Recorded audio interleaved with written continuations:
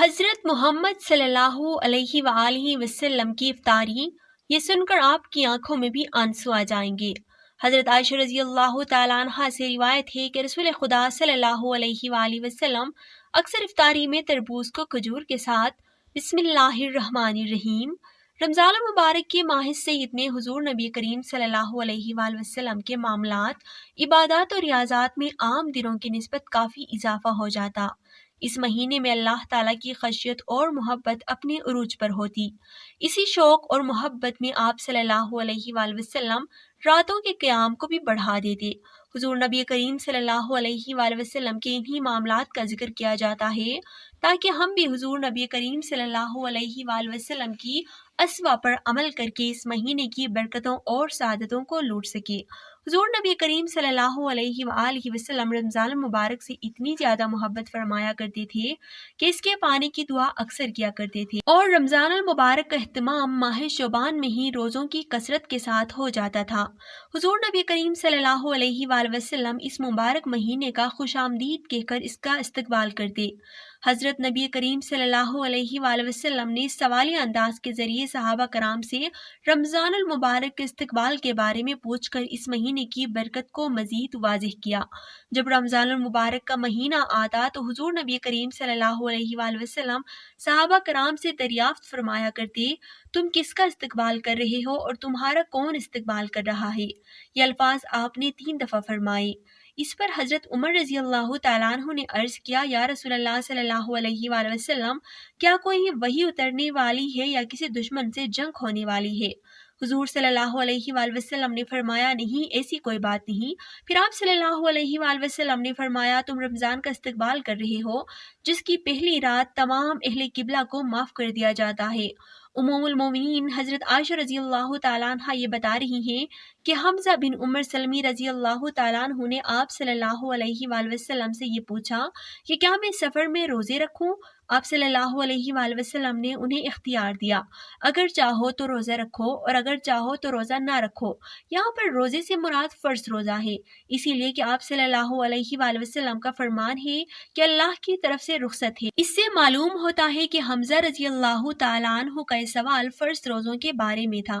اس کی دلیل ابو داؤد کی روایت کردہ یہ حدیث ہے کہ حمزہ بن عمر سلمی رضی اللہ تعالیٰ عنہ نے پوچھا، اے اللہ کے رسول صلی اللہ علیہ وآلہ وسلم، میں صاحب سوار ہوں جسے میں استعمال میں لاتا ہوں، کبھی اس پر خود سفر کرتا ہوں اور کبھی اسے کرائے پر دیتا ہوں، اور بسا اوقات دوران سفر یہ مہینہ یعنی رمضان آ جاتا ہے اور میں روزہ رکھنے کی طاقت رکھتا ہوں۔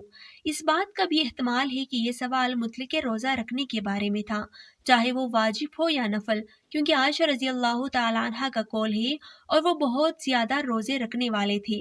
اسے واضح ہوتا ہے کہ سفر میں روزہ نہ رکھنے کی اجازت ہے۔ جس نے رخصت کر لی اس نے درست کیا، اور جس نے روزہ رکھا اس کے لیے یہ جائز، اور اس روزے کو واجب کا ادا کرنے والا سمجھا جائے گا۔ ناظرین، اللہ کے پیارے نبی حضرت محمد مصطفیٰ صلی اللہ علیہ وآلہ وسلم نے اپنی حیات زندگی میں 9 رمضان دیکھے ہیں، یعنی کہ 9 رمضان گزارے ہیں۔ 10ویں رمضان کے شروع ہونے سے پہلے آپ اس دنیا سے پردہ فرما گئے، یعنی کہ آپ اللہ کے پاس تشریف لے گئے۔ اس طرح سے آپ نے اپنی زندگی میں روزے فرض ہونے سے وفات تک 9 رمضان گزارے ہیں۔ ناظرین، آج کی ویڈیو میں ہم بات کرنے والے ہیں کہ اللہ کے پیغمبر حضرت محمد مصطفیٰ صلی اللہ علیہ وآلہ وسلم کی سحری اور افطاری کیسے ہوتی تھی، یعنی کہ آپ سحری اور افطاری میں کیا کیا چیزیں کھانا پسند کرتے تھے، اور ساتھ میں ہم آپ کو پیارے نبی صلی اللہ علیہ وآلہ وسلم کی افطاری کا ایک ایسا واقعہ بھی بتانے والے ہیں جس کو سن کر یقیناً آپ لوگوں کا دل خوش ہو جائے گا۔ ناظرین، حضرت انس رضی اللہ تعالیٰ عنہ فرماتے ہیں کہ اللہ کے نبی صلی اللہ علیہ وآلہ وسلم مغرب کی نماز سے پہلے چند کھجوروں سے افطار فرماتے تھے، یعنی کہ آپ تازہ کھجوروں سے افطار کرتے تھے۔ اگر تازہ کھجور نہ ملتی تو پھر آپ خشک کھجوروں سے یعنی کہ سوکھے کھجوروں سے افطاری فرماتے، اور اگر کبھی خشک کھجور بھی نہ ہوتی تو آپ صلی اللہ علیہ وآلہ وسلم چند چلو پانی پی کر افطاری کرتے تھے، یعنی کہ تھوڑے سے پانی کو پی کر آپ افطاری کرتے تھے۔ ایک اور حدیث پاک میں ہے کہ اللہ کے نبی صلی اللہ علیہ وآلہ وسلم ان کھجوروں سے یا پھر کسی ایسی چیز سے افطاری فرماتے تھے جو آگ کی پکی ہوئی نہ ہوتی تھی، جیسے کہ پھل، فروٹس، یعنی کہ آپ اس طرح کی چیزوں سے روزہ کھولنا یعنی افطار کرنا پسند فرماتے تھے۔ اسی لیے یاد رکھیں، تازہ کھجوروں سے افطاری کرنا مستحب ہے، اور اگر تازہ کھجور نہ ملے تو خشک کھجوروں سے یعنی چھوارے سے روزہ کھولنا بھی بہتر ہے، اور اگر کبھی خشک کھجور بھی نہ ملے تو پھر پانی سے افطار کرنا بھی ہمارے نبی صلی اللہ علیہ وآلہ وسلم کی سنت ہے، یا پھر اس کے علاوہ جوس یا دودھ کے ساتھ بھی روزے کھولنا بہتر ہے۔ یاد رکھیں اللہ کے نبی صلی اللہ علیہ وآلہ وسلم افطاری میں آگ پر پکی ہوئی چیزوں کو نہیں کھاتے تھے۔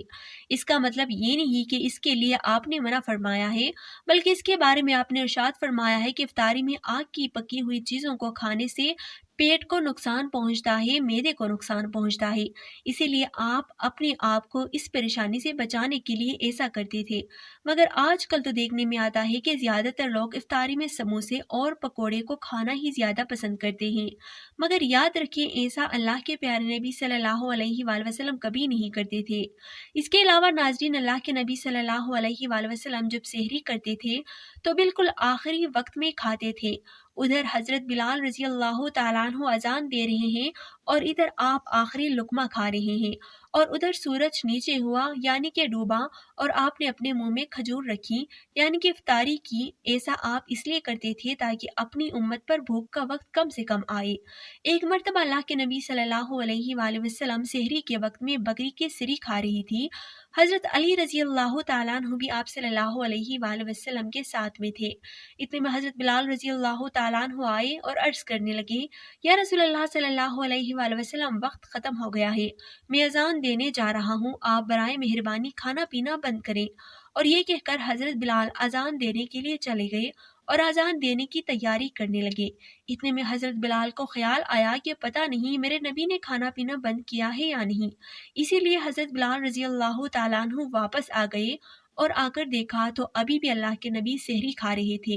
یہ دیکھ کر حضرت بلال رضی اللہ تعالیٰ عنہ نے کہا، یا رسول اللہ صلی اللہ علیہ وآلہ وسلم، اللہ کی قسم سحری کا وقت ختم ہو گیا ہے، صبح ہو گئی ہے۔ تو یہ سن کر آپ صلی اللہ علیہ وآلہ وسلم نے اپنے ہاتھ نیچے کر لیے اور کہنے لگے، اے بلال، ابھی وقت باقی، لیکن تیری قسم کھانے پر اللہ نے اس کو پہلے ہی نکال دیا کہ تیری قسم کہیں جھوٹی نہ پڑ جائے۔ پھر حضرت علی رضی اللہ تعالیٰ عنہ نے فرمایا، اگر بلال رضی اللہ تعالیٰ عنہ قسم نہ کھاتے تو جب تک میرے نبی صلی اللہ علیہ وآلہ وسلم کھاتے رہتے تب تک صبح صادق نہ ہوتی۔ اب ناظرین، آپ کو ان 10 چیزوں کے بارے میں بتاتے ہیں جن کو اللہ کے پیارے نبی صلی اللہ علیہ وآلہ وسلم بہت پسند فرماتے تھے اور ان کو شوق کے ساتھ تناول فرمایا کرتے تھے۔ یاد رکھیں کہ اللہ کے پیارے نبی صلی اللہ علیہ وآلہ وسلم کا کھانا پینا بڑا ہی سادہ تھا۔ شہد، زیتون کا تیل، کدو تو آپ صلی اللہ علیہ وآلہ وسلم بڑے شوق سے کھاتے تھے۔ آپ اپنے منہ اور دانتوں کا بھی بہت خیال رکھتے تھے، اس وجہ سے آپ کچا پیاز اور لہسن کبھی نہیں کھاتے تھے۔ آپ پیاز اور لہسن کو ان کی بدبو کی وجہ سے ناپسند فرماتے تھے۔ یاد رکھیں کہ اللہ کے رسول صلی اللہ علیہ وآلہ وسلم کو اگر کوئی چیز یا کوئی کھانا پینا پسند نہ ہوتا تو آپ اس کو چھوڑ دیتے تھے، یعنی کہ اس کو نہیں کھاتے تھے، مگر اس چیز کو آپ برا نہیں کہتے تھے۔ حدیث پاک میں ہے کہ اللہ کے نبی صلی اللہ علیہ وآلہ وسلم کی عادت مبارکہ تھی کہ آپ کو جس قسم کا بھی کھانا مل جاتا تھا آپ اس کو تناول فرما لیتے تھے، یعنی کہ آپ وہ تمام کھانے جو خدا نے حلال کیے ہیں اس کو تناول فرما لیتے تھے۔ مگر یہ 10 چیزیں اللہ کے نبی کو بہت زیادہ پسند تھی، ان کو آپ بڑی ہی شوق کے ساتھ تناول فرماتے تھے۔ نمبر 1، کھجور۔ ناظرین، اللہ کے پیارے نبی حضرت محمد مصطفیٰ صلی اللہ علیہ وآلہ وسلم کو کھجور سب سے زیادہ پسند تھی۔